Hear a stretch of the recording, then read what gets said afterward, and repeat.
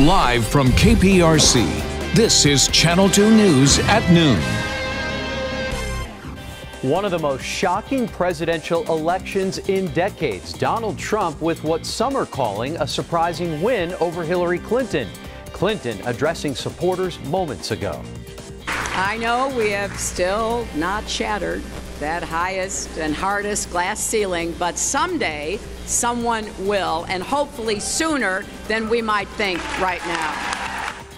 Clinton congratulated President-elect Trump and vowed to work with him going forward. Good afternoon, and thank you so much for joining us. I'm Andy Sirota. Boy, it was quite a night. Americans on the edge of their seats as the polls closed and the votes started trickling in.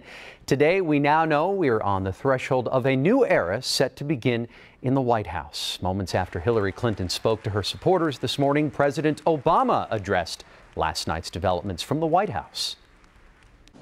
But the day after, we have to remember that we're actually all on one team. This is an intramural scrimmage. We're not Democrats first, we're not Republicans first. We are Americans first. Channel 2's Anoushah Rasta is here with more on Clinton's speech and the outcome of this race. Anoushah. Andy, Secretary Clinton spoke this morning as expected, saying the country needs to heal and that we owe Donald Trump an open mind and a chance to lead. Donald Trump celebrated his victory early this morning in New York, saying he'll be the president for all Americans. For those who have chosen not to support me in the past, of which there were a few people, I'm reaching out to you for your guidance and your help so that we can work together and unify our great country. He becomes the first person elected president who never served political office or in the military. Trump says Hillary Clinton called him to concede. She congratulated us, it's about us, on our victory. And I congratulated her and her family on a very, very hard-fought campaign. This morning, Hillary Clinton made her first public statement. I hope that he will be a successful president for all Americans.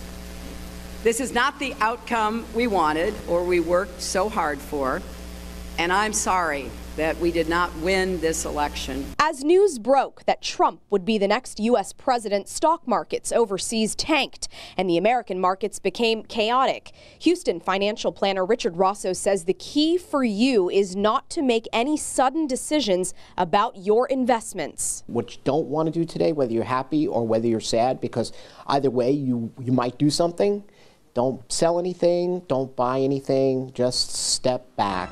You have no information.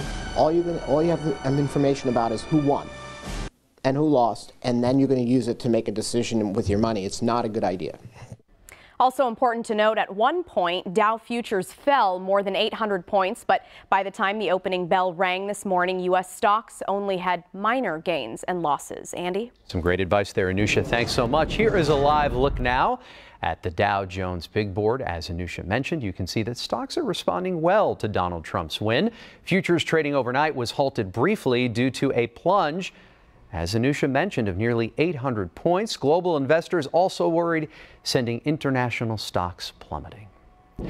Donald Trump's win sent Mexico's peso plunging to its lowest ever levels last night. Concerns of a Trump victory weighed heavily on the peso for months on his threats to rip up a free trade agreement with Mexico and tax money sent home by migrants to pay for building a wall on the southern U.S. border. The peso weakened by more than 13% in aftermarket trading for Mexico and in Wednesday trading in Asia, breaking past 20 pesos per dollar. It is the biggest intraday fall in at least 19 years. World leaders are responding to Trump's victory. Israeli Prime Minister Benjamin Netanyahu offered his congratulations to Trump on Twitter, saying, quote, "I congratulate Donald Trump on being elected the 45th president of the United States of America." Russian President Vladimir Putin tweeted, "Congratulations to Donald Trump on winning the U.S. presidential election." In local races, some big changes for Harris County. First, a new district attorney will take office. Democrat Kim Ogg beat incumbent Republican Devin Anderson. It was a campaign with a lot of personal attacks and controversy over Anderson's jailing of a rape victim. OGG is promising voters a new system people can trust. Harris County will have a new sheriff, Democrat Ed Gonzalez defeating incumbent Republican Ron Hickman. With 53% of the vote, he promises to overhaul the Harris County jail system. There were some voting problems during Tuesday's election here in Houston. At least 7 voters claim they showed up to a church on Vandalia Way to cast their ballot, but found that doors had been locked, and they were told by a local precinct judge that it was after 7 p.m. One voter sent us a screenshot of a Snapchat they claim they sent out at 7:01 p.m., indicating they showed up at 6:56 to vote and were turned away.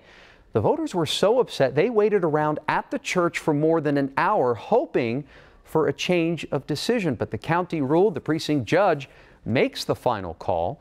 We spoke with a couple of those upset voters via FaceTime. It makes me really frustrated because this was the only time I was able to come, and I even left work. KPRC Channel 2 reached out to the county attorney, and the office said it will look into this dispute.